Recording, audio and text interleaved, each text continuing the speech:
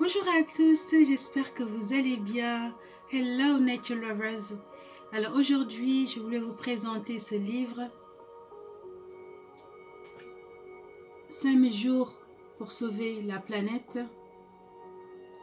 de Edward Goldsmith, Nicolas Hadjard, Peter Bonyard et Patrick McCauley.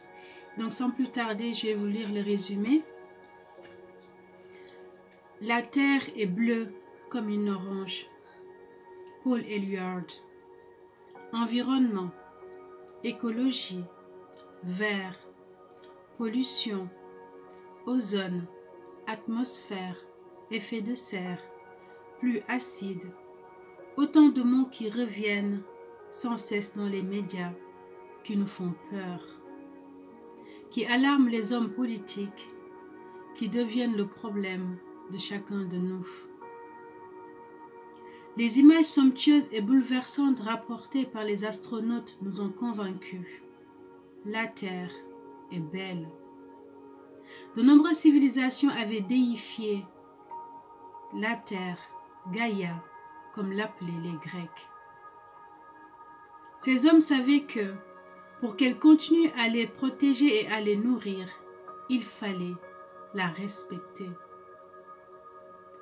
Voilà ce qui a manqué à l'homme moderne, le désir d'améliorer ses modes de vie, son confort, la quête de vitesse et de rentabilité, mais aussi et tout simplement le profit, l'ont amené à porter la main sur ce qui était un miracle d'équilibre et à le briser. Les auteurs nous expliquent dans cet ouvrage comment, en ayant perturbé ce fragile équilibre qui avait permis la vie, nous avons mis en route une chaîne terrifiante et infinie de catastrophes. Ils font ici le point de la situation, le tour global de tous les problèmes en montrant les interactions qui existent entre tous ces phénomènes. Reprenons la thèse de James Lovelock, dite Gaïa, selon laquelle la vie sur Terre n'a été possible que par la mise en place d'un équilibre parfait de tous les éléments vitaux, que la Terre est vivante et que toute action sur elle entraîne la cassure de cet équilibre. Les auteurs étudient les dommages faits sur tous les habitats naturels, mais les auteurs vont plus loin. Ils considèrent les sociétés, les économies humaines comme des écosystèmes semblables à Gaïa et dénoncent les ravages faits par l'homme sur l'homme et sur sa vie. Qu'avons-nous fait de notre planète? Cette question dramatique est ici posée clairement. Est-il trop tard? Pour certaines choses, malheureusement, oui. Pour d'autres, il nous reste un peu de temps, très peu de temps pour réagir. Après un chapitre de prospective terriblement menaçante si l'homme reste sourd, les auteurs s'attachent à livrer le plus grand nombre de solutions possibles pour éviter le pire. Les hommes se réveilleront-ils à temps? Au-delà du problème de la prise de conscience individuelle, c'est bien sûr un problème de politique planétaire. Espérons que cet ouvrage apportera une contribution à ce mouvement qui semble doucement se dessiner à la tête des nations. Merveilleusement illustré de 250 photographies en couleur qui célèbrent la beauté de la Terre, des animaux qui la peuplent et des hommes qui l'habitent.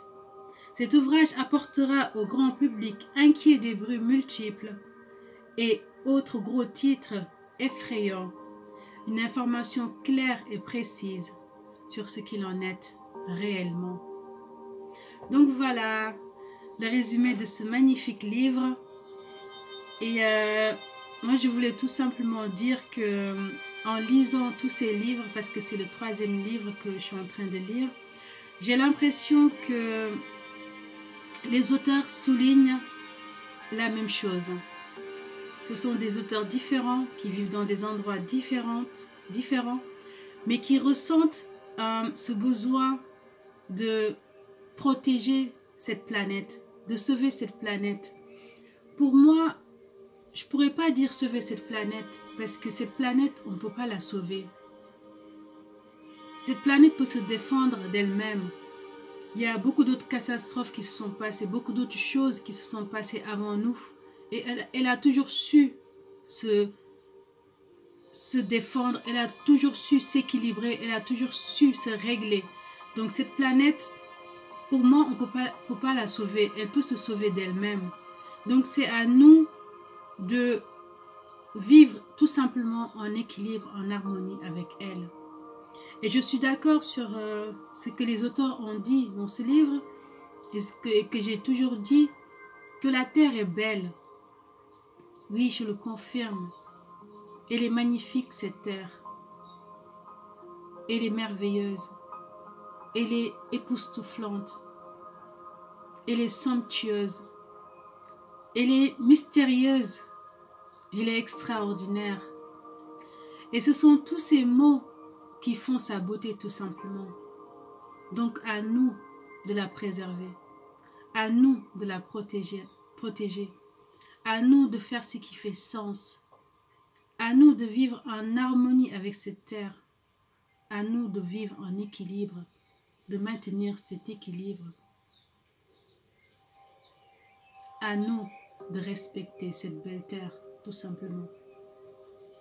Donc sur ces belles paroles, je vous souhaite une très belle journée. Prenez soin de vous.